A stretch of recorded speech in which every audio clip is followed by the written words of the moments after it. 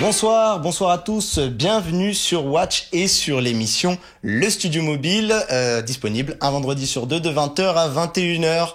Salut les copains. Salut Mathieu. Ça va? Ouais, et toi? Bon, comme vous le voyez, une nouvelle fois, Greg n'est pas là. Et donc quand papa n'est pas là, c'est la fête à la maison. Donc j'ai invité tous mes copains et j'en ai plein, donc j'en ai invité des nouveaux et vous allez pouvoir être tous également invités puisque je vous attends sur Twitter pour interagir avec nous pendant l'émission via le hashtag #LeStudioMobile. Ce soir on a un très beau programme et pour nous accompagner j'ai déjà Adrien Mich. Salut. Salut Mathieu. Ça va? Ça va très bien. Bon, Adrien Mich de Movely.fr si je dis pas de bêtises. C'est ça. Rappelle-nous un peu ton site rapidement. Moi, ça va être vraiment des tests sur de la high-tech, sur des produits que j'aime bien. Donc, d'accord. On va te parler comme avec un pote, tout Très simplement. bien. Et je crois qu'il a été primé récemment. J'ai eu le Golden Blog Award du meilleur blog high-tech. Golden Blog Award, quoi. Rien que ça, voilà. ça en jette, quoi. Rien que ça s'en jette. Salut Jason. Salut Mathieu. Jason Sominaden de Rester Connecté, Bravo, mon grand t'as copain. réussi à dire mon nom de famille. Exactement. C'est toujours toujours l'épreuve, hein. Malgré le temps qu'on se connaît, c'est toujours une épreuve. Je transpire après chaque prononciation. Samy a beaucoup de mal à le dire. C'est vrai. Mais j'ai l'avantage de te connaître un peu plus. Oui, c'est vrai. Tu me suis depuis très longtemps. Bon, écoute, Jason qui est également mon co-présentateur. Enfin, on est tous des présentateurs ici sur Studio Mobile. C'est cool. Et j'ai un invité qui est juste derrière moi via Skype. Alors là, attention les amis, en termes de noms compliqués, je m'accroche, mais je vais pas le dire parce que j'oserais pas.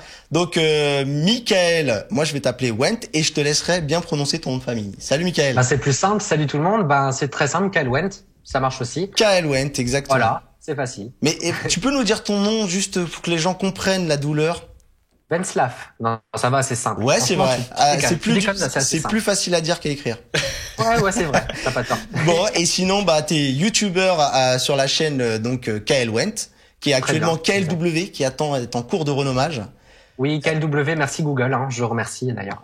Oui, c'est vrai. Il est très fan des services de Google. D'ailleurs, tu peux nous en dire un peu rapidement un mot sur ta chaîne? Ma chaîne, ça va parler principalement d'Apple, donc je suis pas très ami avec Google, mais ça va, je m'y fais. Grâce à toi d'ailleurs Mathieu. Mais oui, tu sais. Si on se déteste sur Andromag et sur l'école des fanboys, le podcast, on arrive à se retrouver sur le Studio Mobile, tu vois, je sais m'adapter. C'est clair, voilà. Mais pareil, tu verras. Bon, c'est cool. Bon, on a un beau sommaire ce soir. Eh oui. Un sommaire qu'on a travaillé jusqu'au bout. Jusqu'à la dernière minute, je dirais. Jusqu'à la dernière minute où Jason m'a violemment répété, faut que je parte. Et oui, tout à fait Mathieu, parce que là, il y a un sommaire chargé. On va parler du feuilleton de l'année qui est le mariage Orange Bouygues Télécom. On va faire. On arrive à la fin là, je crois. Oui, qui est arrivé à la fin. Oui. Donc du coup, le feuilleton est fini. On va également parler d'une affaire un peu cocasse d'un client de chez Bouygues Télécom qui a une facture très salée.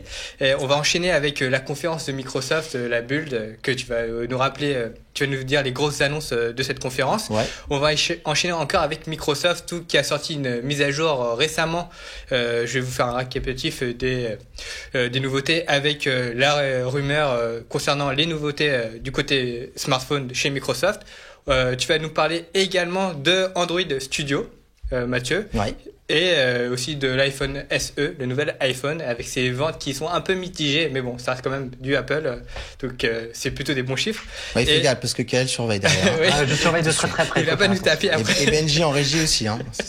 Vas-y, continue. Et après, on va enchaîner avec la conférence de Huawei qui s'est tenue ce mercredi et donc tu étais présent à Londres. Donc du coup, tu vas nous dire ce qu'il en était et tu vas nous présenter leurs nouveautés. Très bien. Bon, vous voyez, on a un beau petit sommaire bien préparé que je vous propose de retrouver juste après ce petit jingle.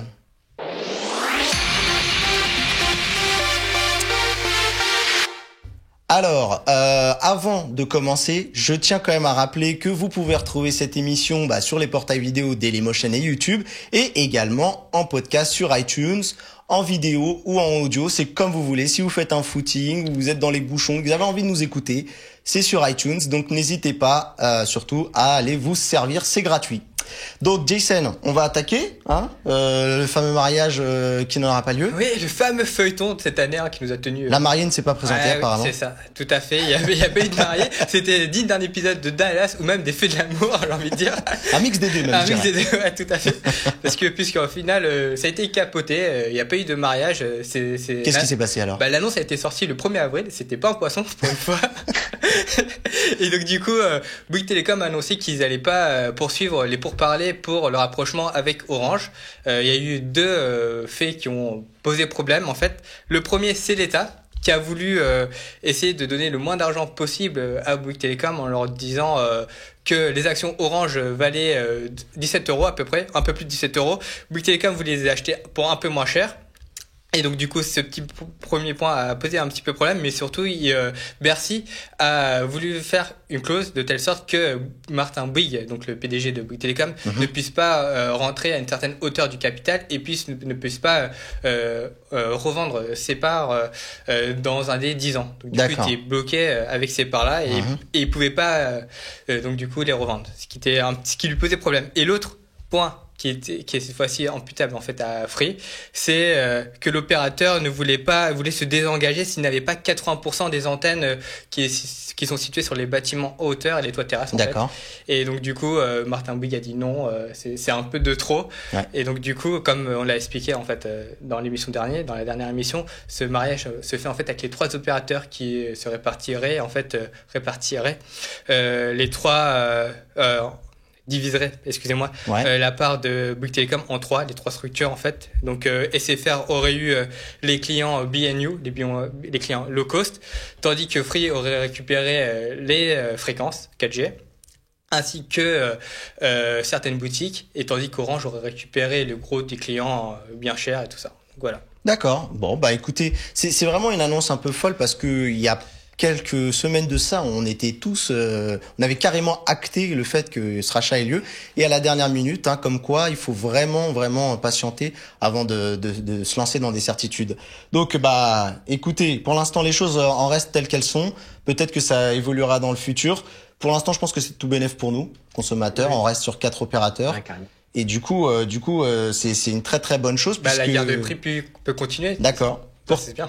Après, ce que j'ai cru comprendre, c'est que il aurait pu avoir un rachat par un consommateur de Bouygues Telecom, c'est ça? Oui, c'est ça. Il aurait pu presque racheter Bouygues, lui. Mais en fait, c'est une nouvelle technique pour Bouygues. En fait, comme ils n'ont pas pu se rapprocher d'Orange, ils vont adopter une nouvelle approche, c'est de faire payer bien cher. Oui, et surtout que tu sais, à la fin, ils avaient lancé des offensives, presque les forfaits, ils étaient donnés. On vous donnait de l'argent avec presque pour que vous preniez les forfaits tellement ils faisaient des promos de dingue pour faire fructifier le rachat. Et du coup, qu'est-ce qui s'est passé? Et ben du coup là pour ce client c'est tout l'inverse.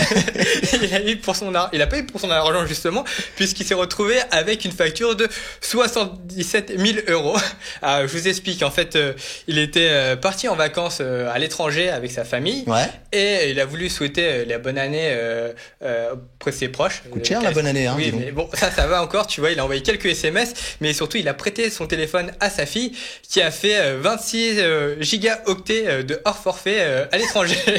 Donc la facture était pas mal salée et donc Bouygues Telecom comme c'était une pro, Bouygues Telecom était censé quand même lui envoyer un SMS pour le prévenir qu'il avait fait du hors forfait et ça n'a pas été le cas. Donc du coup le monsieur qui s'appelle en plus Laos, donc ça s'invente pas. Très bien. Il avait payé le PIB du pays. C'est ça. Et donc du coup il va porter plainte pour essayer d'annuler la facture, mais bon c'est pas sûr. Bouygues Telecom lui a proposé quand même une ristourne, il lui propose de payer la somme de 20 000 €. Ouais. Mais bon, c'est la facture de l'opérateur local. Donc voilà.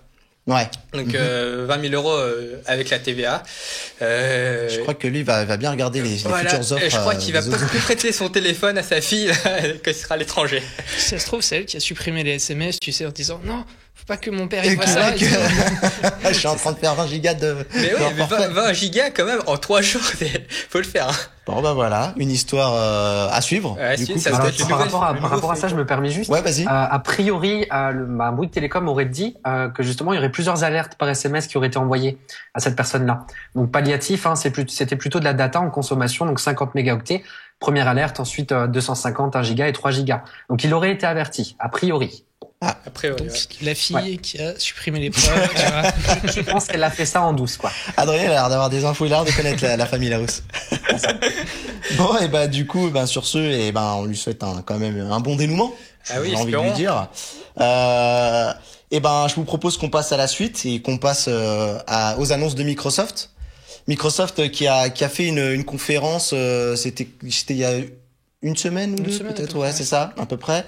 Une conférence que j'ai un peu regardée, que j'ai très vite décroché puisqu'en fait c'est ces fameuses conférences sur plusieurs jours.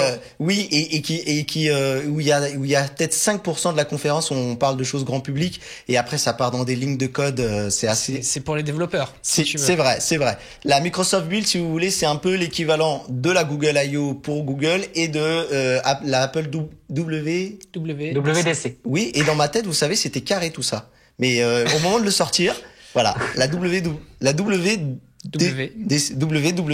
c'est ça, exactement. Bref, je le répéterai pas, c'est fini. Et donc, il y a quand même eu des choses qui ont été très intéressantes que Microsoft a données. On va essayer de la résumer en 10 points essentiels que j'ai notés. Alors, le premier, c'est un taux d'adaptation, un franc succès pour Windows 10, 270 millions d'utilisateurs en moins d'un an après sa sortie. Juste après sa sortie. On le rappellera quand même que cette mise à jour est gratuite. Elle a quand même bien été forcée par certains moments. Et qui a été plus que suggérée, exactement, par Windows Update. Donc il y en a, ils sont peut-être même passés sur Windows 10 sans le savoir, en se réveillant un matin. Salut. Ça arrive à ma tante. Voilà. Donc écoutez, c'est quand même une bonne chose de pouvoir pour une fois avoir une mise à jour gratuite parce que souvent on peste et souvent Microsoft est victime de piratage dès qu'une nouvelle version de Windows arrive. Surtout qu'ils tablent sur 1 milliard d'appareils sous Windows 10. C'est leur objectif. Oui, et Apple aussi est pas loin d'avoir bientôt 1 milliard d'appareils. Je sais pas si c'est que sous iOS ou si c'est toute plateforme confondue. Je crois que c'est 1 milliard de téléphones. De téléphones, d'iOS. Ouais. Exactement. Ensuite, on va passer au cœur du sujet. La première chose qu'il va avoir, alors, le premier truc que j'ai noté déjà, c'est l'absence totale, les amis, de presque de Windows Mobile. C'est pas l'année de Windows Mobile. On a senti là que Microsoft faisait un aveu sans vraiment le dire, parce que à part 2 ou 3 fois où ils ont placé Windows Mobile dans une fonctionnalité, là on a quand même vraiment un cas qui montre que ça va vraiment pas chez Microsoft. Ouais, mais il faut savoir qu'ils vont quand même mettre à jour le téléphone. Il y a eu pas mal d'internautes qui ont migré sur Windows 10 et il y aura la mise à jour Redstone. Et je sens qu'Adrien bouillonne à l'envie. En fait, si tu veux, si Microsoft n'a pas parlé de Windows Mobile, c'est surtout que eux, ils te parlent d'une convergence. Ils veulent que ta Xbox, que ton PC, que ton téléphone soit sous Windows. Donc, ils veulent pas insister sur un appareil, mais te dire Windows en général. Ouais. Surtout pour ça. C'est pas faux, mais je crois que après, pour avoir lu quelques papiers américains, ils ont quand même compris que on va lever le pied un peu sur la partie mobile, et tu verras même que il y a une des annonces que j'ai retenues qui montre que quand même ça va pas fort. Donc on va attaquer directement sur le sujet. On a déjà l'enrichissement de la zone de notification avec l'apparition entre guillemets de widgets. Alors si vous regardez en bas à côté de l'heure, en bas à droite, sur Windows 10, vous avez une espèce de bulle. Et si vous l'ouvrez, vous voyez que c'est toutes les notifications. Je le dis parce que c'est pas une évidence pour tout le monde. Et c'est vrai que cette zone de notification manque cruellement d'animation, enfin de nous proposer d'aller la consulter. Et des fois, moi, je l'ouvre. Je vois un tas de notifs. Moi, je le vois jamais. Voilà. J'ai essayé de dormir. C'est un petit peu comme sur macOS, finalement. Oui, c'est assez caché. D'accord. Ok. Je pensais que ça avait un peu plus de succès sur OS X, mais d'accord. Très bien. Et du coup, je pense que pour donner un peu d'attrait, ils ont décidé de l'enrichir et d'y mettre des widgets. On y retrouvera des dessins, des notes qu'on a prises à main levée, etc. C'était la chose la plus probante. Ensuite, on a l'intégration. Donc nativement d'intégration native de la gestion du capteur biométrique. Alors ça paraît très technique ce que je dis, mais tout simplement c'est la prise en charge du capteur d'empreinte nativement. Et je crois qu'Adrien, tu as une petite info du côté de chez Huawei. Voilà, donc il y a quelques semaines au MWC, où Huawei annonçait son MateBook, donc son ordinateur tablette sous Windows 10. Exactement. On a une minute d'ailleurs sur Watch là-dessus, voilà, que j'ai faite d'une main de maître. Et donc si l'appareil n'est pas encore disponible dans le commerce, c'est tout simplement qu'ils attendent en fait cette mise à jour pour pouvoir te proposer le capteur avec la possibilité d'ouvrir ta session, ton ordinateur, en appuyant dessus directement. D'accord. Ah, donc c'était pas une fonctionnalité que Huawei avait implémentée, mais c'était une preview entre guillemets. Voilà, ils ont eu la mise à jour en avance, donc ils ont présenté leurs produits avant. Et là, ils attendent, comme pour la Huawei Watch, où ils ont attendu la compatibilité iOS pour la sortir. Le produit est fini, il est prêt, ils attendent que ça. Bah, espérons que Microsoft tarde pas à faire la mise à jour, parce que sinon, on risque d'attendre longtemps pour avoir cette tablette. Et concernant cette fameuse minute, j'entends dans l'oreillette 42 prises de la part de Benji. Je ne vois absolument pas de quoi tu parles, vraiment. Ensuite, on va du coup, ça sera inclus dans Windows Hello. Alors Windows Hello, on le rappelle, c'est cette nouvelle façon de déverrouiller son appareil. Alors actuellement, on peut le faire avec via une entre guillemets une webcam spécialisée qui va détecter l'iris et qui va permettre de déverrouiller automatiquement l'appareil. Là, du coup, ils intégreraient en plus dans Windows Hello l'empreinte digitale. Donc ça, c'est plutôt pas mal. C'est un enrichissement salutaire. On a ensuite un partenariat. Alors écoutez bien celle-là parce que celle-ci, pour le vieux geek que je suis, c'est assez important.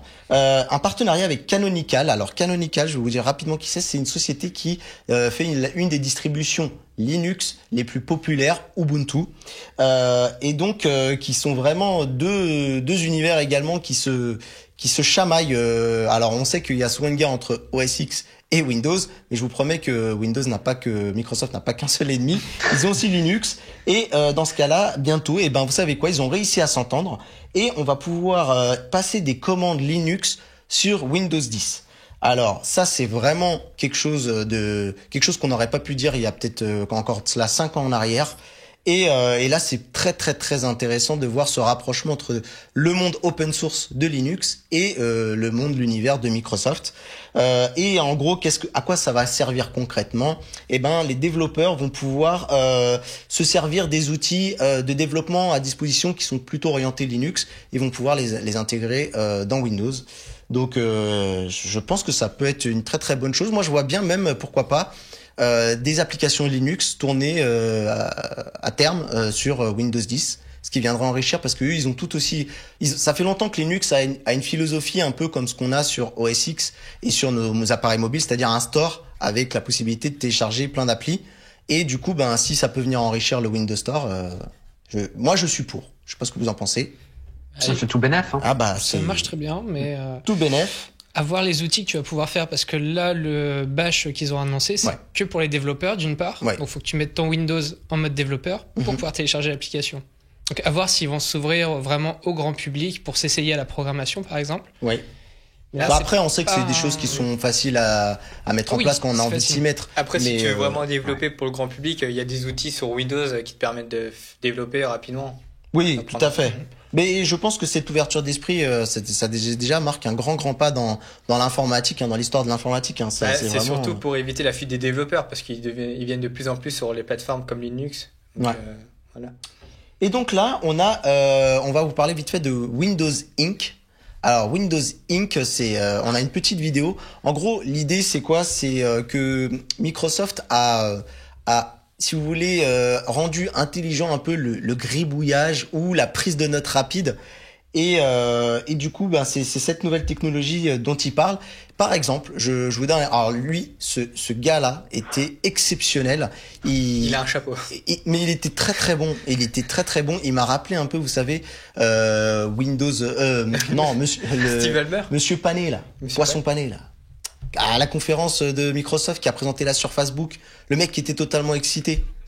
Bon, on n'a pas vu la même conférence, c'est ça ? Les mecs, alors là, mais oui.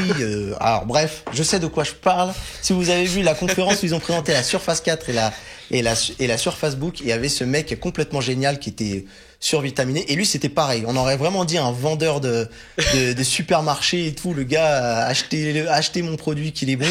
Et du coup, voilà, vous avez cette faculté de pouvoir écrire rendez-vous avec, je sais pas, Jason à 2h. Et vous allez écrire ça à la main levée. Et lui, il va interpréter ça. Et il va le mettre en forme et il va l'intégrer directement, par exemple, dans votre agenda. Mais toi, sur ta tablette Windows, tu pouvais pas déjà faire ça ? Non, pas à main levée en tout cas. Pour l'instant, si j'écris rendez-vous avec Jason, à part simplement, je pense, récupérer une capture d'écran de ça et de me l'intégrer quelque part dans mon agenda, par exemple, en pièce jointe, c'est tout ce que je peux faire. Mais là, en fait, c'est vraiment l'idée de pouvoir écrire, voilà. Il complètement, il dit appeler ma mère demain. Et ça va être intégré dans l'agenda et dans Cortana qui va lui rappeler d'appeler sa maman demain, ce qui est très important d'ailleurs. Donc ça appelez vos mamans. C'est vrai. Et ça je trouve ça vraiment très très fort d'aller au-delà de la simple écriture manuscrite à la main. Et vous voyez, regardez, c'est indiqué dans le menu démarrer, Call Mom Tomorrow, voilà. Donc c'était vraiment super. On a également une unification des commandes vocales de Cortana sur Windows 10 et Windows 10 mobile. Donc l'idée c'est de retrouver ce qu'on a dans les commandes vocales et de retrouver la même chose sur votre mobile comme sur votre ordinateur. Et il y a vraiment quelque chose qui m'a vraiment fait halluciner. C'est très stupide, mais en même temps c'est le truc qu'on veut faire depuis très longtemps. C'est-à-dire dire hey Cortana, je vais regarder si elle s'activait pas, c'est pour ça. Hey Cortana, éteins mon PC et elle va éteindre votre ordinateur. Ah, voilà. C'est bien, hey ça. Cortana, désactive mon Wi-Fi. Et, voilà, c'est l'enrichissement des commandes vocales et ça c'est une très très bonne chose. Est-ce qu'il y a une date ou pas pour ça? Bah normalement c'est censé tout ça venir dans la mise à jour qui est prévue, je crois, normalement cet été. La mise à jour. Mise à jour anniversaire des 1 an. Du lancement de Windows 10. D'accord. Voilà. On a également Skype qui fonctionnera de manière quasi, alors ils ont bien mis quasi intégrale sur Windows 10 mobile et sur HoloLens. Donc HoloLens qui est le casque de réalité virtuelle. Et là on aura vraiment quasiment la même chose qu'on a sur son PC, puisqu'on sait que pour l'instant on a une version un peu light. Hein. Toi qui utilises du Windows mobile, tu confirmes. Hein. Oui. C'est très très light la version de Skype. Hein. Du coup, c'est aussi un peu l'idée de le ressortir du placard, parce que en ce moment, il prend un peu la poussière. Surtout qu'il y a Facebook qui est derrière, il y a plein de concurrents. Donc il faut vite réagir. Je suis bien d'accord. On a autre chose. Microsoft tient vraiment à imposer les bots framework. Alors c'est un peu technique, mais vous allez voir, c'est assez simple. L'idée, c'est de demander aux développeurs d'utiliser ce qu'on appelle des commandes intelligentes dans les applications. Et en gros, l'idée, c'est vraiment d'avoir une interaction entre l'homme et la machine. Très clairement, pour vous donner un exemple, on pourra avoir une reconnaissance des objets. Donc voilà, vous prenez une photo. Et là, on a le cas typique dans la vidéo que vous voyez juste en dessous. Une personne malvoyante. Et qui va pouvoir avoir une description de ce qu'il y a autour de lui juste en prenant une photo. Donc lui, bien sûr, il voit pas la photo, hein, on est d'accord. Mais par contre, ça va lui dicter les éléments qu'il aura pris sur la photo. Mais s'il n'arrive pas à cadrer, comment il fait? Ah bah là, par contre, ça va être un peu plus difficile. Mais l'idée, c'est vraiment de prendre, regarde, tu vois, une séquence qui se passe devant lui. Bon là ils ont pris un skater en mouvement, c'est plutôt bas. Mais là du coup il a eu l'information et il sait qu'en face de lui il a une personne et un skate. C'est comme ça que c'est décomposé. Et ça c'est plutôt une très très bonne nouvelle. Donc du coup vraiment de rendre Cortana encore plus intelligente via et d'autres applications. Hein. Il y a déjà des partenaires. J'ai vu Uber, j'ai vu Starbucks. Merci. Il a eu dans mes pensées. T'avais ça aussi avec le projet Tango chez Google. D'accord. Justement, la sorte de tablette qui analysait la profondeur de champ et qui pouvait te décrire ton environnement et te dire, bah tiens, tu peux te déplacer par là, suivre tel couloir. Attention, t'as une table à gauche pour pouvoir avancer. D'accord. Ouais, oui, parce que c'est vrai que je me souvenais de cette histoire de profondeur de champ, mais j'avais pas intégré la notion qui nous décrive ce qui se passe. Donc, ça va dans le sens de l'histoire. C'est plutôt bien. On a aussi également une très très grosse annonce, les amis.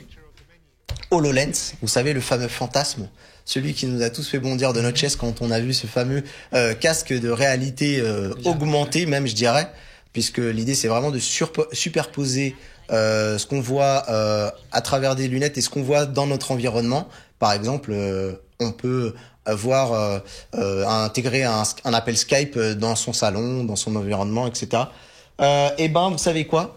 C'est disponible. Ce rêve va devenir une réalité pour $3000, bien sûr. Ouh, Ah là là. Pour $3 000, 2700 €. Alors, ce rêve, il est à portée de développeurs avant tout fortunés. Je pense qu'on est aux prémices vraiment de l'arrivée de HoloLens, mais ce qui commence par cette première étape où l'idée c'est de le fournir à des développeurs pour qu'ils commencent à travailler fortement à du contenu à ajouter. Il faut dire que l'avantage de l'HoloLens, c'est qu'il n'y a pas besoin de PC derrière, contrairement par exemple à l'Oculus ou le HTC Vive. Bon, c'est pas non plus les mêmes appareils, mais du coup là c'est vraiment un appareil autonome.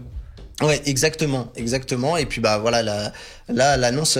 Honnêtement, ça a été, ils nous en ont fait toute une montagne parce que ils disaient c'est le plus beau jour de ma vie. J'ai dépensé $3 000. Ah oui. Voilà, mais en tout cas, c'était vraiment une fierté pour Microsoft d'annoncer déjà la possibilité en tout cas de lancer l'HoloLens, ne serait-ce que pour les développeurs. Il y aura aussi un partenariat avec la NASA. Oui, qui avait commencé déjà, oui, où ils ont réalisé, ils ont pris un site de la NASA qu'ils ont entièrement refait, je crois, en réalité virtuelle. Donc. T'en as déjà aussi dans l'espace.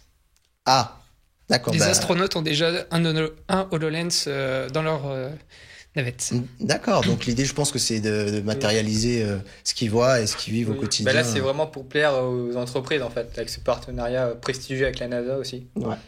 À noter que pour cette annonce, ce qui est bien, c'est qu'il y a quand même une alternative pour un développeur qui a pas peut-être $3 000 à mettre dans ce casque.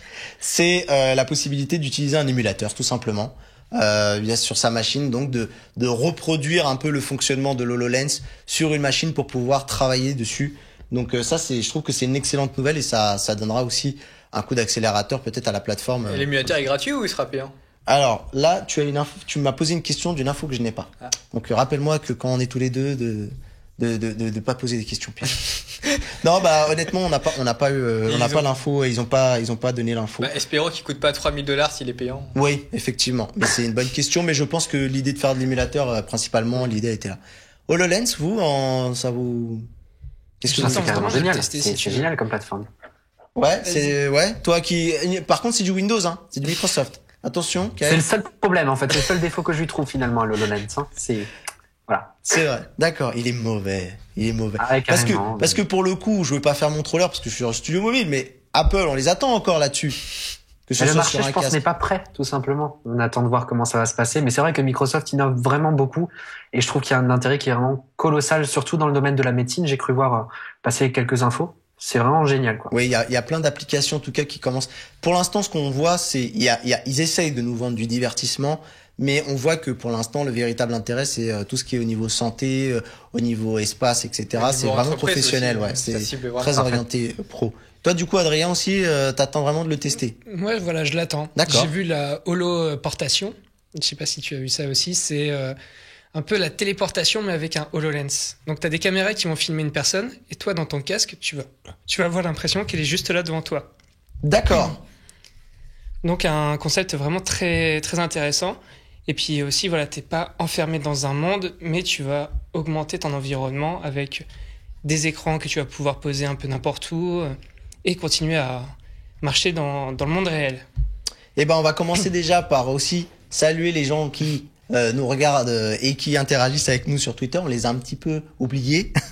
Donc on fait un coucou à Mohamed, à Eric V, à Céline qui est une fan de iWeek, un peu comme Kael aussi qui suit iWeek assidûment et qu'on a même déjà vu dans une des émissions, si vous voulez. T'as réussi à convertir à Studio Mobile. Ah bah oui, bah, il faut, et on n'a pas le choix. Bah, il y a un peu d'Apple dedans, donc le discours est plus simple. C'est pour ça. Voilà, c'est ce qu'il m'a dit. On parlera d'Apple ce soir, sinon je viens pas. Ouais, donc voilà. Et si vous voulez découvrir Céline, il y a une émission où elle a fait, je crois même peut-être 2 émissions. Benji me le dira. En tout cas, elle a fait des apparitions sur iWeek. Elle a fait son apparition déjà sur une, et c'est déjà pas mal. Écoutez, où j'en étais? Ah, la dernière news importante, j'avais oublié de la noter. Le one morphing qui justement revient à l'idée de ce que je te disais, peut-être du fait que Windows Mobile est un peu handicapé en ce moment et pas très aimé, enfin n'attire pas l'attention de Microsoft. C'est que moi je suis bien content parce que les notifications Android seront disponibles dans ce fameux volet de notifications. il va avoir un intérêt en final, peut-être enfin ce bandeau. On va pouvoir y retrouver d'ailleurs ses appels, ses messages et la possibilité d'y répondre. Voilà, tu reçois un message, tu vas pouvoir y répondre depuis ton PC. Est-ce qu'il faut le brancher en filaire ou pas? Non, t'as besoin d'avoir Cortana sur ton téléphone. Et donc t'as aussi d'autres applications sur Play Store qui sont déjà disponibles et qui te le font aussi dans le volet de notification de Windows 10. Ah, ça existe déjà. T'as Mighty Text, je crois, qui fait ça, et Push Bullet.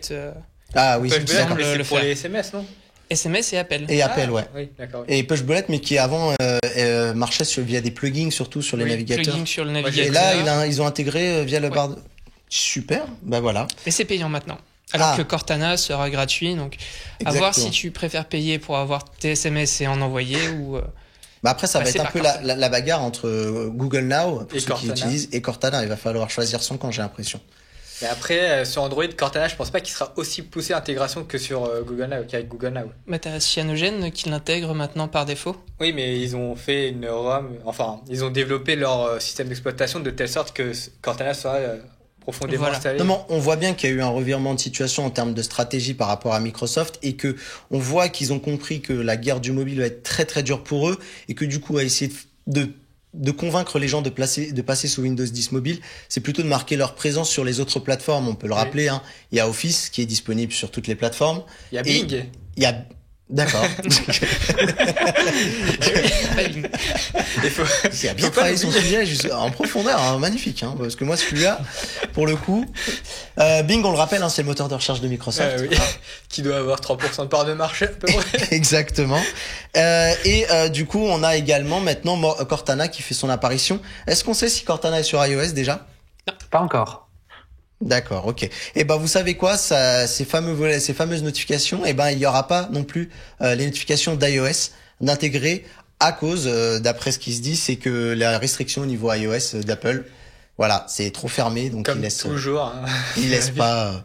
Pour cela, il y a macOS, mais c'est bon. Voilà. Bah, du coup, un petit troll, voilà, c'est pas grave, c'est cadeau. Non, mais c'est vrai que quand on a un iOS, en général, des fois, on est dans l'environnement Apple, mais après tout ça fait des sous à dépenser. Donc voilà, en gros, c'était les fameux 10 points que j'ai retenus de cette build de Microsoft qui, mine de rien, est plutôt riche en contenu, malgré que ça c'est très vite parti sur le côté développeur et sur le côté autres services de Microsoft. Mais voilà, je trouve que c'est très très prometteur et moi j'ai hâte d'avoir cette mise à jour pour pouvoir enrichir mon expérience Windows 10. Voilà, moi j'attends beaucoup ce Windows Ink, vraiment, qui me botte bien avec le fait de pouvoir mettre des règles et tout. Alors je sens que le truc je vais l'utiliser 2 fois, hein. mais l'homme au chapeau là me l'a tellement bien vendu que j'ai hâte de le découvrir. Tu vas pouvoir mesurer grâce à ça les dimensions de ta salle de bain et tout. Exact. Bon, essaye de nous donner un peu d'optimisme, toi, sur au niveau Windows 10 mobile. Eh oui, j'ai installé la version preview de Insider de Windows 10 mobile et donc du coup j'ai des mises à jour. Comme quoi. Et donc là j'ai une mise à jour preview qui a un nom imprononçable, build 14925. Très bien, c'est sexy. Eh oui, c'est sexy comme toujours. C'est comptable. C'est le nombre d'utilisateurs ou pas? Je sais pas, en tout cas si c'est le nombre de mises à jour, bah dis donc. Ah peut-être aussi. Ça a fait peur quand même. Bon alors, quoi de neuf, docteur? Pas grand chose en fait. Les nouveautés en fait ça concerne surtout l'application de la carte, en fait la cartographie. Il y a quelques ajouts dont notamment une meilleure intégration, une meilleure visualisation et surtout Cortana qui peut maintenant nous dire où tourner plus précisément. Ça c'est plutôt bien. Et l'autre nouveauté c'est au niveau de certaines applications comme des refontes graphiques dont notamment l'application horloge réveil qui est un peu plus user friendly on va dire. D'accord. Donc voilà. Et l'autre nouveauté, enfin rumeur, ça concerne des futurs téléphones Microsoft, donc les futurs Surface Phone, les fameuses Surface Phone l'Arlésienne un peu. Voilà, l'Arlésienne qui serait développée du coup par l'équipe de développement derrière les Surface, donc les PC tout en un de Microsoft. Et donc ces derniers devraient arriver en 2017 avec la mise à jour Redstone 2. D'accord. Très bien. Voilà. Bon, écoutez, affaire à suivre. Ça réagit pas mal sur Twitter, ça fait vraiment plaisir. Alors déjà, on a Mohamed qui salue l'apparition de Céline qui sur l'iWeek et de Kael ce soir. C'est quand même une vraie volonté de Benjamin, notre père à tous, de faire venir les gens qui sont des passionnés de tech et qui suivent Watch Donc à travers le studio mobile, iWeek, tout ça, et ben on va essayer d'en faire venir quelques-uns parce que je sais que ça lui tient à cœur. C'est vraiment très très bien. Je vois que Céline d'ailleurs, tu vois, je fais une belle déclaration et Céline qui dit que Kael fait une très belle émission alors que nous non, par exemple. Voilà. donc voilà. C'est sympa. Mais on va s'améliorer, hein, je le promets. Déjà, je lis les tweets, c'est pas mal, déjà. Oui, il y a du progrès. Ouais, il y a du progrès. Mohamed, il est sûr que Microsoft est capable de faire beaucoup mieux sur le mobile. On l'espère, parce que c'est vrai que ce jeu à deux concurrents, c'est un peu tristoun. Bah, c'est comme t'as dit, en fait, comme Adrien dit, c'est la conférence était vraiment pour parler de la convergence, et donc ils ont pas vraiment s'attarder sur Windows Phone mobile. Ouais. Faudra voir ce qu'il en est plus tard, mais. Exact. Je pense que Microsoft va pas abandonner sa plateforme. Et Mohamed qui est persuadé que le marché est pas encore prêt pour la VR. Vous êtes d'accord? Le prix, ça limite les Bah là, c'est pour le développeur. Faut peut-être laisser le temps. Mais après, on a du concret. Si on regarde HTC Vive rapidement. Ouais, mais ça coûte cher. Regarde, mais l'Oculus Rift. L'Oculus Rift a une dizaine d'applications qui sortent chaque semaine depuis la sortie du casque. D'accord. Tu vas sur ton Gear VR, tu as aussi des applications qui arrivent tous les jours dessus. Ouais. Donc vraiment, ça commence à pousser du contenu et on n'attend plus que les films avec ça, quoi.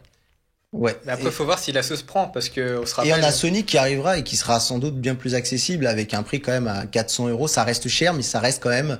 Attendez les mecs. Oui, ça reste. Attendez. Ça reste le moins cher. Tout le monde me dit qu'un iPhone SE à 489 €. C'est accessible. Par contre, un casque VR à 400 €, non. Là, par contre, non. Mais parce qu'il faut que tu rajoutes la console. Il faut que tu rajoutes aussi la caméra. Mais les consoles, ils ont un parc installé qui est quand même déjà conséquent. Oui. Je veux dire, il y a beaucoup de gens qui ont... Hein? Pardon, quel? Encore faut-il l'utiliser tous les jours, je disais. Bah, en tout cas, Sony dit oui, tous les jours, mais seulement 10 minutes. Bah voilà, c'est ça. C'est vrai que c'est déjà la première problématique. Mais déjà avec la notoriété de Sony, tu vois, ça pourra permettre de faire connaître au grand public la VR. C'est vrai. C'est un bon point. C'est vrai parce que quand on regarde même HTC qui a pas fait beaucoup de communication autour de ça, Steam ça reste quand même un secteur assez concentré sur les gamers et c'est vrai que là avec la PlayStation 4 on va pouvoir parler un peu. Est-ce que rapidement comme Sandro, est-ce que vous pensez qu'il va y avoir un effet un peu oui? Vous savez où les gens vont pas vraiment trop comprendre que derrière on peut utiliser que 10 minutes et qu'il faut peut-être avoir un PlayStation Move et tout ça. Est-ce que vous pensez que les gens vont quand même se ruer dessus ou ça Ils vont se ruer dessus parce que c'est la nouveauté et que t'as des fanboys un peu partout, donc forcément les gens vont vouloir acheter. Ouais. Et là sur le HTC Vive, je reviens dessus, t'as HTC qui a publié une vidéo qui était vraiment très sympa où la personne était sur fond vert. Et ils ont mis des spectateurs pour dire bah regardez ce que vit la personne qui est dans le casque et tout ça. Donc les gens ils étaient là en train de dire vise à droite, à gauche, etc. Donc la personne se tournait aussi et tu voyais vraiment ce que voyait la personne. Donc c'était intéressant de voir que finalement t'as un monde qui s'ouvre dedans. Quel en deux mots, toi tu crois aussi? Moi j'y crois mais pas pour maintenant. Je trouve que maintenant c'est un petit peu trop tôt pour l'utiliser pleinement et puis c'est vrai que ce côté je me coupe du monde, peut-être que les gens ne sont pas encore prêts pour ça. Voilà. Bah après faut dire ce qu'il y a, on est quand même pour moi à l'an 0. On est pour moi même pas à l'an 1, on est à l'an 0 où ça devient un peu ils ont fait la communication l'année dernière, là on commence à avoir des dates de sortie, ça va commencer à être disponible. Donc oui, il faut peut-être attendre peut-être le prochain modèle ou celui d'après. À suivre les amis, le temps passe et c'est vrai que après on doit parler du Huawei P9 juste après. Donc je propose qu'on parle rapidement de l'Android Studio 2.0 très rapidement. Qu'est-ce que c'est que l'Android Studio 2.0 Mathieu? Exactement. Et ben tu sais quoi, en quelques mots, et ben c'est le nouvel outil qui va servir aux développeurs pour pouvoir développer les applications Android. Alors, on appelle ça en jargon technique un IDE. IDE pour environnement de développement intégré. Voilà, c'est là où les développeurs vont pouvoir nous concocter des applications. Android Studio, ça a été annoncé, je crois, l'année dernière, ou il y a peut-être 2 ans. J'ai un doute, mais voilà, c'est très récent. C'est la nouvelle plateforme de développement qui passe en version 2.0 de manière finale. Donc, on n'est plus sur de la bêta. En gros, qu'est-ce qu'on y trouve? On y trouve un mode qui s'appelle le mode Instant Run. Donc très clairement, les développeurs vont commencer à faire leur petit code et vont vouloir toucher à leur code, et ils pourront voir les modifications qui va être impactées quand ils feront des modifs instantanément. C'est-à-dire qu'avant, ils devaient remplir leur code, recompiler tout ça pour mettre ça dans la moulinette pour que après ils aient le résultat. Et ben là, ils vont avoir directement ça va directement voir le résultat de cette appli. C'est très très bien pour des gens, pour notamment le fait de développer une application sur plusieurs écrans, plusieurs tailles d'écran. On va pouvoir instantanément voir en changeant quelques paramètres comment ça va se comporter. Ça, c'est une très bonne chose. Alors, les développeurs, quand ils développent, ils ont besoin de voir ce qui se passe sur un appareil, et là ils vont avoir ce qu'on appelle un émulateur. Donc un émulateur, ça va simuler sur le PC un appareil, et du coup ils verront comme s'ils étaient sur un téléphone. Ça leur évite d'avoir des téléphones s'ils ont besoin pour développer dessus, etc. Donc ça, c'est une bonne chose. Il y a une nouvelle aussi fonctionnalité qui s'appelle l'app indexing. C'est très compliqué, mais en gros l'idée, c'est un espèce de moteur de recherche local sur leur plateforme qui va permettre de retrouver plus facilement des ressources, puisqu'on sait que quand on développe une application, ça demande beaucoup de code, et que parfois on a besoin de retoucher certaines parties de l'appli, on a besoin d'aller chercher des ressources qu'on a un peu partout. Et l'idée, c'est vraiment d'avoir une indexation de tout ce qu'on fait pour taper rapidement. C'est comme si vous aviez un Google sur votre PC. À un moment, il y avait une époque où on avait tous des moteurs de recherche comme ça local. On a d'ailleurs encore ça avec Cortana, quand on tape les 3-4 mots d'une appli, tac, ça ressort immédiatement. L'idée, c'est celle-là. Et il y a aussi un service qui est mis en place qui s'appelle le Cloud Test Lab. Et concrètement, l'idée, c'est un service distant qui va permettre d'exécuter son application sur un grand nombre d'appareils physiques pour vérifier le fonctionnement. Voilà, en gros, ça va envoyer cette application sur plein d'appareils, et ils vont pouvoir avoir un retour sur comment ça se comporte, par exemple sur un Samsung, sur un Huawei, qui ont tous plus ou moins des architectures différentes. Ça, il sera payant ou pas? Le Studio 2.0, non, je crois que c'est pas c'est pas payant. Mais après, le service cloud, honnêtement, je n'ai pas l'idée. Voilà. T'es très sur le payant ce soir. Hein. T'as besoin de savoir ce qu'on paye. Hein. Je le sens bien. Dernière petite chose, une préversion d'un débugger GPU. Alors, c'est toujours très technique, mais en gros, l'idée, c'est que ça va aider les développeurs, notamment sur tout ce qui est partie graphique. Dans Android, on a des moteurs graphiques qui s'appellent l'OpenGL ES et le Intel J15 et Java 8. Voilà, qui parle peut-être à plus de monde. Souvent, vous voyez sur vos PC, mise à jour de Java, tout ça. Bon, voilà. Tout ça, c'est des moteurs graphiques, et du coup, ils vont pouvoir déboguer leurs applications quand ça marche pas au niveau de la couche graphique. Voilà, je pense que j'ai fait un peu le rapide petit tour de cet outil. Tout simplement, pour le grand public, j'ai envie de vous dire, on espère avoir de belles applications sur Android. C'est le mot que je voulais faire passer ce soir en vous parlant de l'Android Studio 2.0.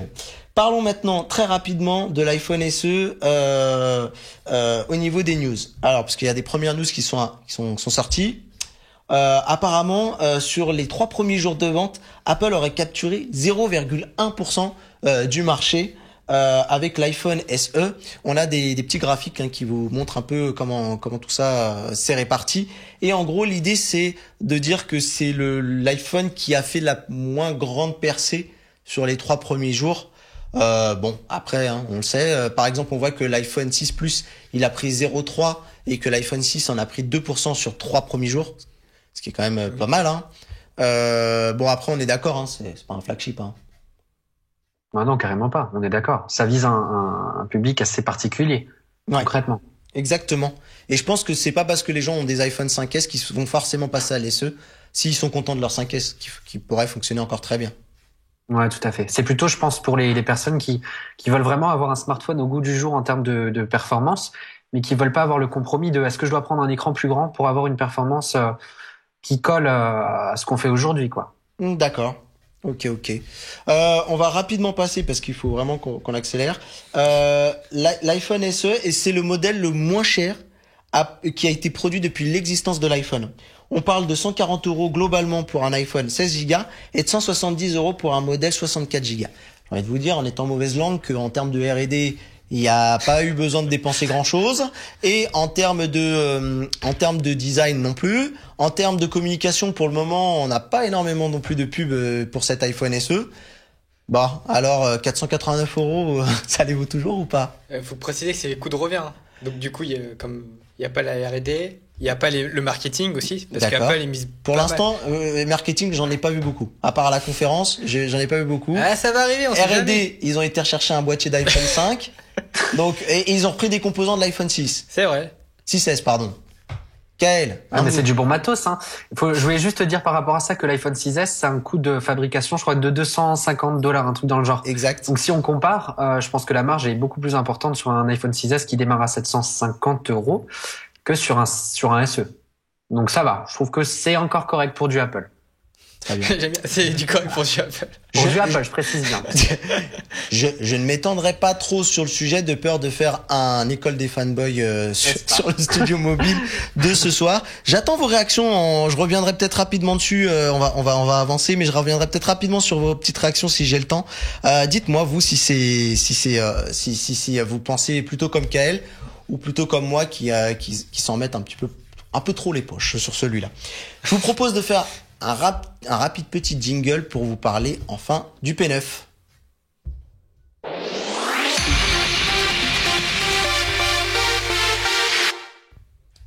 Alors, le Huawei P9 qui a été annoncé il y a maintenant deux jours. Il y a 2 jours, voilà, j'ai perdu la notion du temps.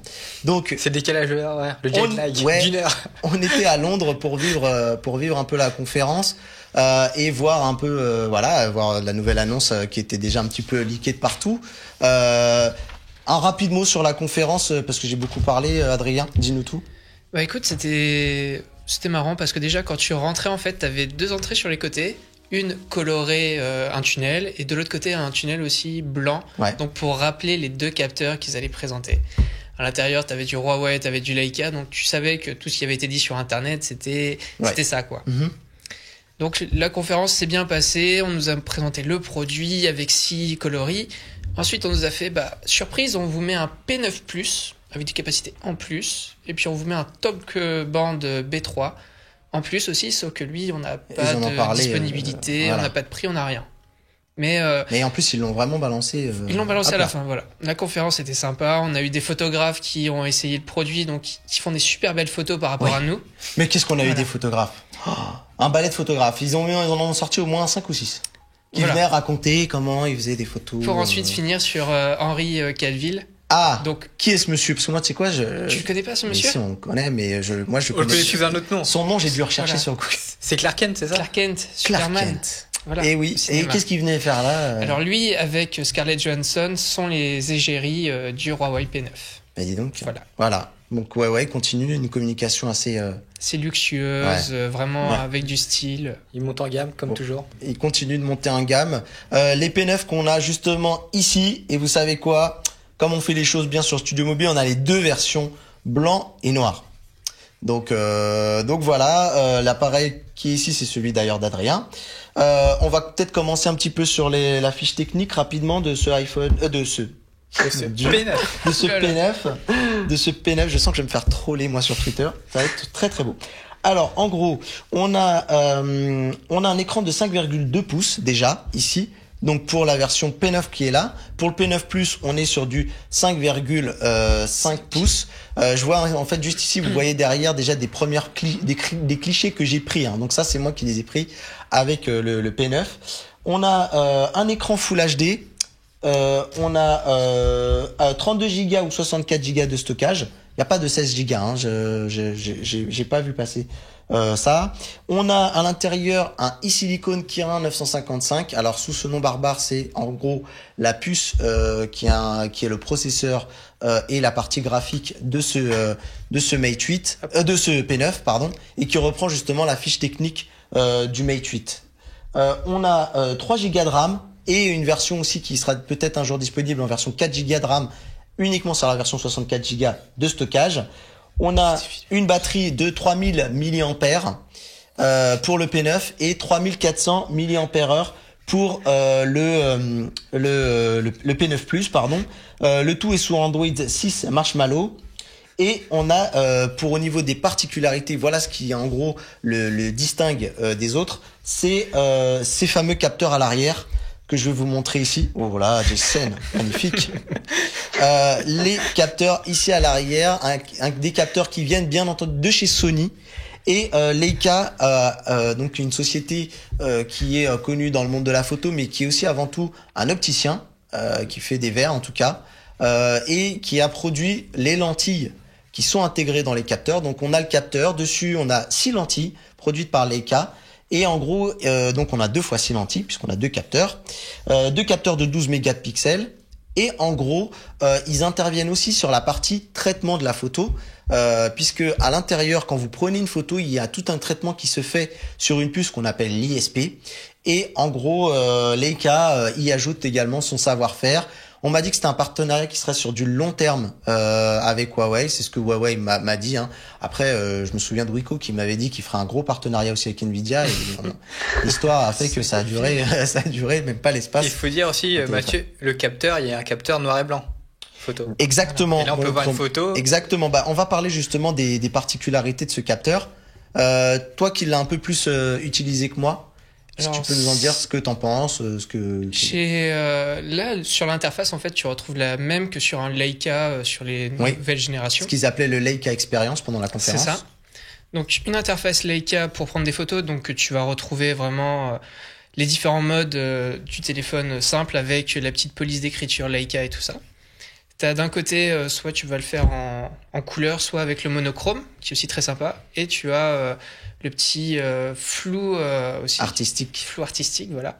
Un bokeh, si tu préfères en photographie, qui est aussi très sympa à faire avec le téléphone et que tu fais a posteriori, en fait. Donc tu prends ta photo et après tu vas pouvoir gérer ton bokeh comme tu le souhaites. En gros, il est là en fait l'ajout de ce deuxième capteur, c'est que à une époque on a connu les doubles capteurs pour faire des photos 3D. Vous saviez, ces photos où on avait une fausse 3D là qui a pas marché. Hein, je me rappelle, on avait le HTC Evo 3D et un LG aussi qui avait fait un méga flop. Et du coup là, par contre, c'est pas du tout le même principe. C'est l'idée d'avoir différentes profondeurs de champ et on a la possibilité également de faire une photo. Là, voilà, si tu veux, on a l'exemple ici même sur la photo. Attends, on va juste le faire tourner pour mettre en plein écran. Hop. Voilà. Ici, par exemple, là, je vais faire une grande ouverture. Enfin, justement, je vais avoir le fond qui sera net. Net, d'accord. Et je peux augmenter pour avoir un fond flou et garder le personnage vraiment visible dessus. D'accord. Et ça se fait, je fais glisser mon doigt et voilà. C'est fait. Et c'est ça qui est bien aussi, c'est que on peut vraiment le faire après avoir pris le cliché. Voilà, en utilisant ce fameux mode dont je n'ai pas le nom. Je sais pas si toi tu l'as aussi également. C'est je crois pas qu'il si tu sais toi, mais en tout cas l'idée voilà, elle est là, c'est vraiment d'avoir ce flou qu'on va pouvoir retravailler après avoir pris la photo. Donc c'est plutôt bien. Avec les deux capteurs, il va prendre la totalité des profondeurs de champ et du coup après avoir pris la photo, on va pouvoir justement choisir quel sujet on va vouloir mettre flou ou net. En fonction du désir, voilà, du moment où on va regarder cette fameuse photo. Autre chose aussi que moi j'aime beaucoup sur ce Huawei P9, c'est qu'ils sont passés à ce qu'ils appellent la 4e génération du capteur d'empreinte. Et là, les amis, je vous demande de bien regarder. Je vais vous dire sans trucage, vraiment au moment où je mets le doigt sur le capteur, et vous allez voir comment ça va super vite. Et je crois que ça va encore plus vite que les précédents appareils. J'appuie. Voilà. Je vais la refaire parce que j'ai même un peu hésité au moment d'appuyer. J'appuie. Voilà. Vous voyez? Voilà. Pas mal. Ouais, vraiment. Et encore, je crois que là, c'est un peu lent parce qu'à cause de l'animation. Tu vois? Parce que même sur la home screen, j'ai l'impression que ça va, voilà. Ça va à une vitesse. Franchement, on a presque plus l'impression, tu sais, on en arrive presque à avoir l'impression de saisir juste le téléphone et de le toucher naturellement et qui s'ouvre direct. Donc, Huawei est très très fort sur les capteurs d'empreinte. Moi, j'aime beaucoup. Voilà. Kael, toi, qu'est-ce que t'en penses? Toi, c'est pas vraiment ta tasse de thé. Comme ça, de but en blanc, de design, Honnêtement, le design, je le trouve vraiment pas mal. Pas mal du tout. Je trouve qu'il me rappelle un petit peu le Nexus, je sais plus lequel. J'ai plus le nom en tête. Au niveau de l'arrière, plutôt.